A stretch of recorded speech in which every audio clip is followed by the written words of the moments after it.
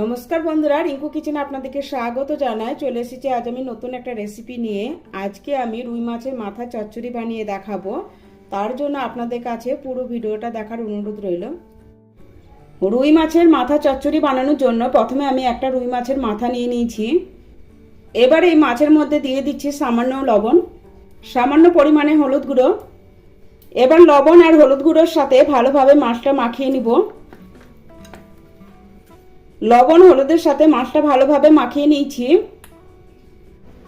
এবার মাছের মাথাটা ভেজে নিব। তার জন্য কড়াইতে দিয়ে দিলাম বড় চামচের 2 চামচ সরষের তেল। তেলটা ভালোভাবে গরম হলে মাছের মাথাগুলো তেলের মধ্যে ছেড়ে দিলাম।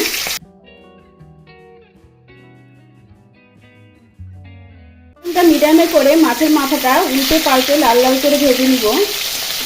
মাছের মাথাগুলো উল্টে পাল্টে লাল লাল করে ভেজে নিয়েছি। এবার আমি একটা প্লেটের মধ্যে তুলে নিব। এবার এই তেলের মধ্যে দিয়ে দিলাম 2টো শুকনো লঙ্কা, হাফ চামচ গোটা জিরে। জিরে আর শুকনো লঙ্কাটা একটু ভেজে নিলাম। এবার দিয়ে দিব লম্বা করে কুচনো 1 চামচ রসুন আর 1 চামচ আদা। আদাটাও আমি লম্বা করে কুচিয়ে নিয়েছি। এবার রসুন আর আদাটা একটু তেলের মধ্যে ভেজে নিব। রসুন আর আদাটা একটু ভেজে নিয়ে দিয়ে দিলাম লম্বা করে কুচনো 2টো মাঝারি সাইজের পেঁয়াজ। পেঁয়াজটা নাড়াচাড়া করে ভেজে নিব। এই সময় দিয়ে দিলাম ঝালের জন্য 4টে কাঁচা লঙ্কা চেরা। ঝালটা আপনাদের স্বাদ মতো কম বেশি করে নেবেন। একটা কুচনো টমেটো দিয়ে দিলাম। এবার নাড়াচাড়া করে টমেটোটাও একটু ভেজে নিব। পেঁয়াজের সাথে টমেটোটাও একটু ভেজে নিয়েছি।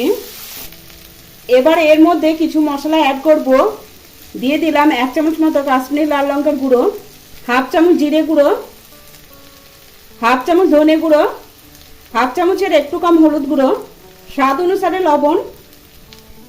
কালারের জন্য আমি লাল লঙ্কার গুঁড়ো ব্যবহার করেছি, আপনারা চাইলে ঝাল লঙ্কার গুঁড়োটা ব্যবহার করতে পারেন। মশলাটা নাড়াচাড়া করে 1 মিনিট কষিয়ে নিয়েছি। এবার এই মশলার মধ্যে অল্প একটু জল দিয়ে দিচ্ছি যাতে মশলাটা পুড়ে না যায়। এবার আমি ভেজে রাখা মাছটা দিয়ে দিলাম। মাছটা আমি আগে থেকে ভেঙে নিয়েছিলাম।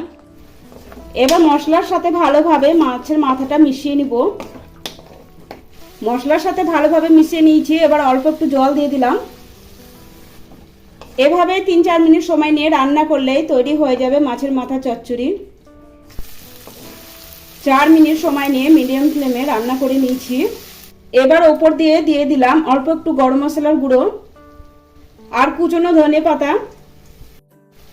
এবার ভালো করে মিশিয়ে নিব। তৈরি হয়ে গেল আমাদের মাছের মাথা চচ্চড়ি রেসিপি। আমার মতো করে এভাবে মাছের মাথা চচ্চড়ি বানিয়ে খাবেন। খেয়ে কেমন লেগেছে অবশ্যই কমেন্ট করে জানাবেন। কড়াই থেকে নামিয়ে মাছের মাথা চচ্চড়িটা আমি একটা প্লেটের মধ্যে সার্ভ করে দিলাম। আমার এই ভিডিওটা ভালো লাগলে অবশ্যই লাইক, শেয়ার, সাবস্ক্রাইব করে আমার পাশে থাকার অনুরোধ রইল।